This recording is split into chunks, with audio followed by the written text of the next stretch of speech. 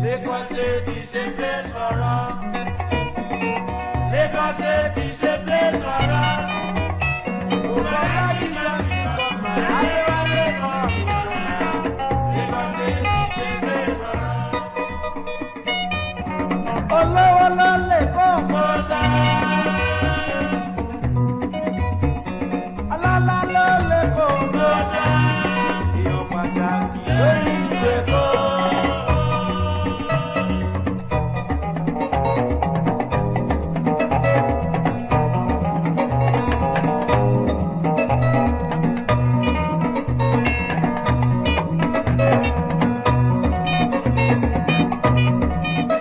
Taking the capital away, which was just an administrative, compliance that we needed to do, the commercial and economic nerve that it has grown, that it has developed, the thickness of Lagos still remains with it. Lagos became, a place where people indeed can't see, the commerce, the commercial activity being blossom, right? And so what it means is that both local, and foreigners can indeed make a living if you are a forthright person, if you're a forward-looking person, and if you're a very strong, resilient, business person. So Lagos continue to hold that stay. Lagos continue to remain the home, to a lot of our businesses, financial, commercial nerve center, financial hub.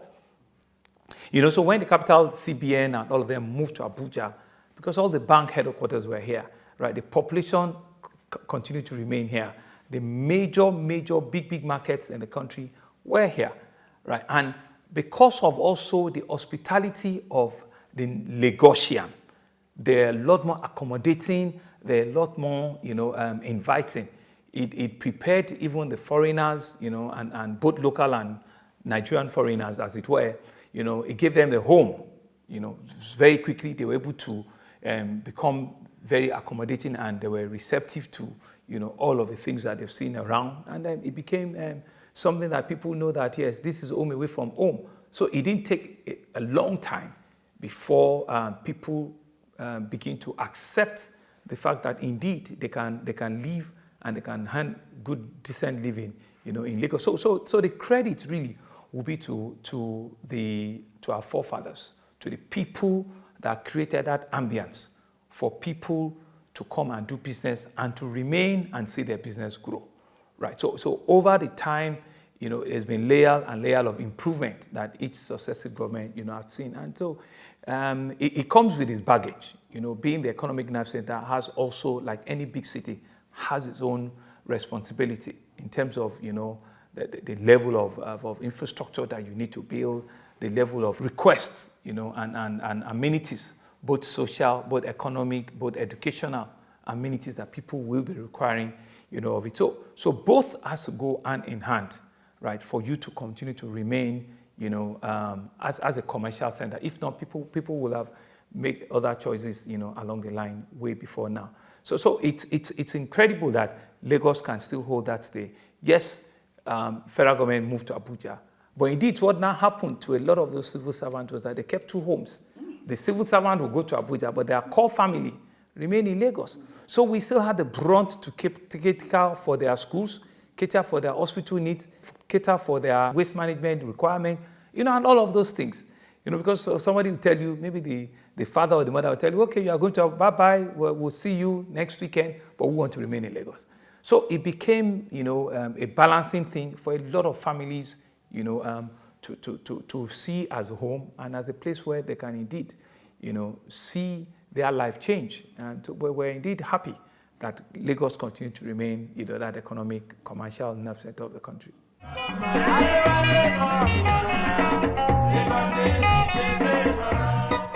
Given the last 20 years, specifically since 1999, we've been blessed. We've been blessed from Asiwaju Bola Ahmed Tinubu to Babajide Olusola Sanwo-Olu and to my predecessor, Mr. Akin Wambode. They've been men that indeed, not only do they have the best of intentions of our citizens, right? They've been men that have distinguished themselves as, as governors and as leaders of this all-important state. Asiwaju started with a team of cabinet, that is still next to none. All of us are still grappling, to equate and to surpass, those levels of, achievement. Several firsts started from there. Because that was the beginning of the Third Republic, as we call it now. So a lot of innovative ideas needed to come in, from ability to be able to generate sufficient resources to manage a big city like this, to even having a different kind of agencies and policies of government that will speak to the real tenet of democracy. Because democratic governance that is now very different from a military rule. So when you now have participatory governance, you need to bring about programs and events that will speak to the yearnings of your people and that will speak to what people actually want you to do as their leader. And so he started it, with all due respect, to my leader, Asiwaju. BRF continued very, very well. He did extremely, extremely very well, taking that responsibility to a high level, in terms of infrastructure development, in terms of, human capital development, in terms of creating Lagos as continue to remain economic hub of the country. My predecessor, Mr. Akinwumi Amadole, did great works as well. He's on his own, projects that he had started that we are completing very strategically, because we realized that we couldn't but ensure that we deliver on all of those things. Because really, for a lot of a common man out there, yes, it's a political structure, but for them, they just want service. They just want the ability to be able to move from one location to another. They just want their kids to go to school. They just want, health to be available when they require it. They just want to be sure that, the drainages or the waste in front of somebody gets to pick it, right? So if you are there and you have the opportunity to do it, they will be happy with you. So we've been pretty lucky with the caliber of leadership that we've had in the last 20 years. Right? And so for me, personally, it's been a platform that the least I can do is to keep that momentum and just surpass that momentum as it were. So that background has been built, that momentum has been built. Lagosians understand what good governance is. They've tasted it before. So we cannot read to guess. The least we can do for them is to continue to improve, on the level and the quality of governance that is coming out of Lagos. So I will say we're lucky, but Lagosians are also very discerning. They also ask questions. They also want you to be accountable. They want you to tell them and speak to them what are the things they're going to be doing differently for them. And so that's the tenet in which we've been running, the state for these past 2 decades or so that we have. And we will not stop at anything to ensure that, if we can touch, as many Lagosians as possible, those are some of our responsibilities, and continue to ensure that the greatest good is for the greatest number. That's how we've been DNA'd, if I must say, and that's what is driving us.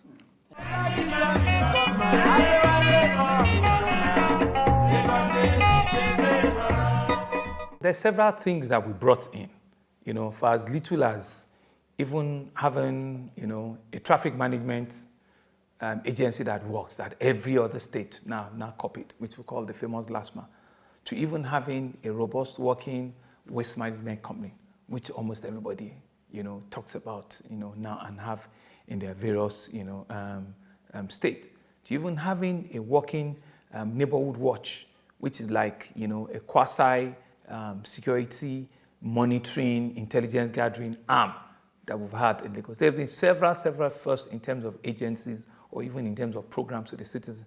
But in terms of direct policy change, we felt, way back then that things like science and technology, right, STEM education, were the future that we could give out to our kids, were the future that our children, can begin to see, right? And so, we were one of the ones that created a Ministry of Science and Tech. We're also one of the ones that created a Ministry of Budget and Economic Planning, right? Because at that time, a lot of people didn't understand, what planning it's all about and why you need to have a robust budgetary process, for you to have an economic agenda that is real, that is working, and you can very well work with, right? Even before we all started, medium-term expenditure framework or medium-term structure strategy, we had actually started it in Lagos because I've been opportune to be Commissioner for Economic Planning and Budget, during the tenure of Asiwaju. So I know precisely what I'm talking about, So there have been several firsts that we've had in Lagos, and we'll continue to have, we're priding ourselves that even in difficult times, for example, rail will work in Lagos. commercial rail will work, in Lagos. And these are some of the things that we want to still, be able to give intra, not inter now, intra, yes, the one in Abuja is Abuja to Kaduna, but we want to work in, so stop in various stations and be able to carry passengers in Lagos. So there are several firsts that we're challenging ourselves with, and we'll continue to raise and improve, the level of governance that we have in the state.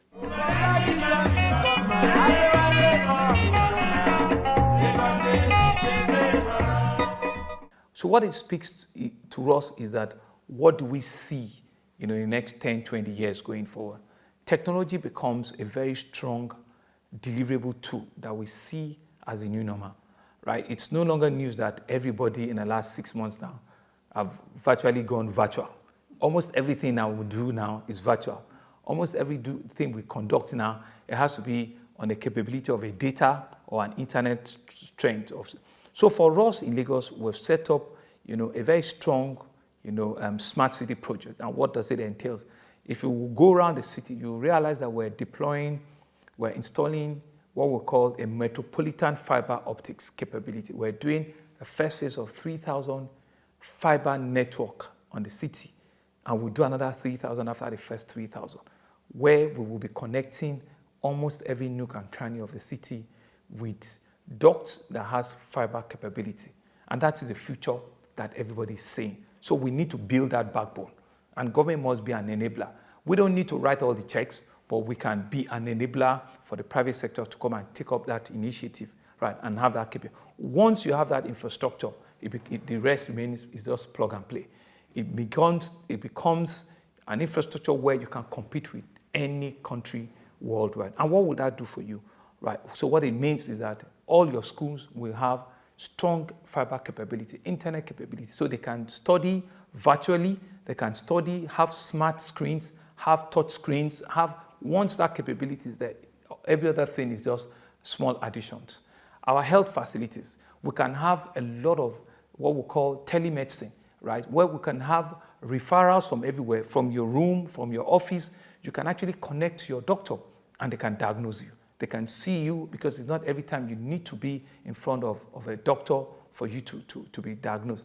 So we're bringing those kind of capabilities, and it's only with technology, it's only with internet capability that such things can happen. So we'll be dropping strong capabilities too at our hospitals. We also use it for something that is very important, traffic management, right? So from everywhere you have, from your phone, you really can plan your journey, because that will tell you which area has high traffic density, which area has low traffic, and you can plan your movement. You know what time of the day to get out. And finally, and more importantly, security. So that becomes the backbone for any security architecture. Once you have those strong internet and fiber capability. So part of the smart city initiative we're doing, have this metropolitan fiber optics go on, and now have both moving and stationary cameras everywhere, where indeed we can monitor ourselves, especially for security, post or pre any crime that we need to manage or we need to do, a back audit for. So that's, for us, becomes, some of the things that will make Lagos completely very livable. Because everywhere in the world now, people study indexes of livability of cities. What makes a city resilient more than the other? What makes a city to be livable? What are the things that you expect from it? So these are some of the things that we know and we've seen and we believe will continue to make Lagos livable, competitive, and very resilient.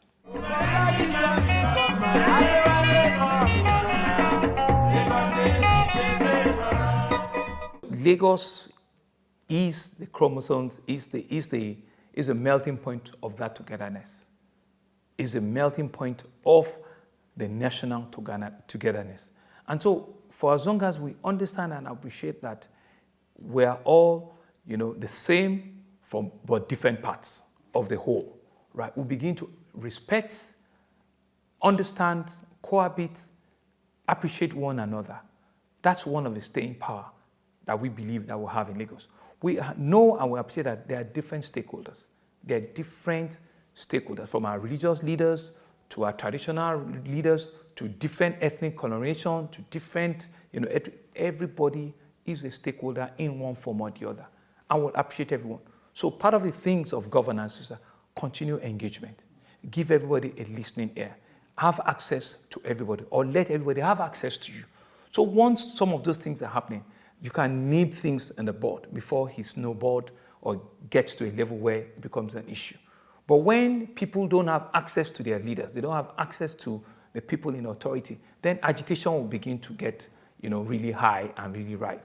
But once you know that you can, that's why there's a word called conflict. That's why there's a word called game. So, but once you're able to all sit on the table and listen to yourselves, and maybe it's just they need to understand it from your own point of view, or you need to understand from their own point of view, then you will resolve whatever your issues are quicker and faster, right? So for us is to be able to do a few things. One, good governance, which is the bedrock of everything.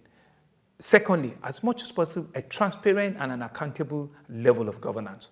So once people begin to see that, and thirdly, once they also now have access to you, clear out, what the issues are, what are their concerns, then there will not be any need for anybody, beginning to get unrest or beginning to have agitation. And that's been part of our driving force in Lagos. Yes, you are right. There have been diverse, ethnic nationals in the city, right? And we appreciate everyone, and we will continue to engage each and every one of them. One of the real, responsibility of government is security of life and property. We will not shy away from that responsibility, and will not donate or turn that, our blind eye to. If you are here to do well, to do good things, to do good businesses, it's home to you. But if you have other intentions, criminal intentions, you have other ulterior motives, you want to come and disrupt the living, we will take you out. We will smoke you out and we will deal with you, because we will not allow you to destroy, what has held us together and what is working well, for us as a state. So we are not unmindful that yes, we might have little, agitation in some other part of the country. We are also watching. But one of the things that we do is that we continue to engage our citizens. We continue to let them have access to us so that we can hear, we can feel their pulse early enough, and we can deal with whatever the concerns are. There will be concerns naturally, right? There will be agitation, there will be need for people to, but it's really about governance, and it's really about having sit on the table with them and be able to explain what you're doing or what are your plans, for them going forward.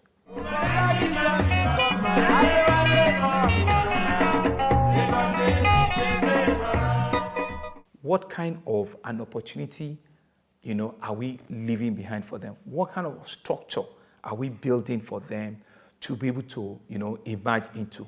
What kind of human capital index are we developing? And so when I say human capital index, health, education, are we giving all of them the platform for each and every one of them to flourish?